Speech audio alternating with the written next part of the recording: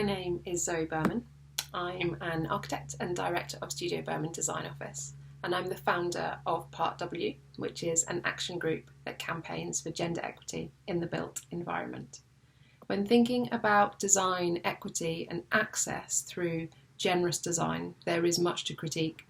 There is an awful lot that has not been done and gaps in the design sector about who has not been considered and who is left out.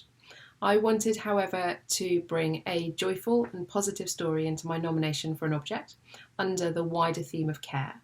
And so I am putting forward the Franklin Collins spellchecker. Why am I keen for you to know about this small digital 20 centimetre by 13 centimetre mini computer that I first used in the early 1990s? Because when I was 7 years old, I could barely read or write. I was at a really lovely, kind, local primary school, and teachers were telling my parents that it was okay and that I would catch up, and my learning pace was just slower than others. Whilst I was feeling frustrated that I could not communicate or explore the world through books and note-making in the way that others around me were doing, the world of words, written and read, wasn't available to me. But then brilliantly, Miss Fisher arrived, and she was an energetic whirl of then what probably was considered rather newfangled ideas about progressive education, and she spotted I needed more help. When I was diagnosed with quite severe dyslexia, avenues of support opened up, and I was the recipient of my first Franklin spellchecker.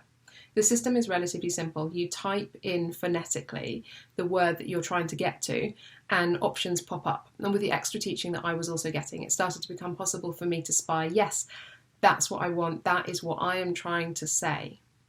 Products and systems that support accessibility and enable all of us to participate in day-to-day life are crucial. The spellchecker was functional, utilitarian, unshowy, and in the early 1990s, carrying this small computer around with me did set me apart slightly. This was pre-mobile phones. But I could quietly get on with my schoolwork with this object that, if not beautiful, was useful and unobtrusive. There is so much in design, architecture, placemaking and in product design where we really could do so much better, where we can better use design as a tool for good. The spellchecker, as a piece of technology, was a tiny piece of radical progress. I'm grateful to those pioneers who thought to apply that into a learning aid that for me, and I'm sure for others, was transformative. So I'm submitting this object as a reminder of our potential as designers, as a symbol of how what might appear to be small, humble creations can make profound change.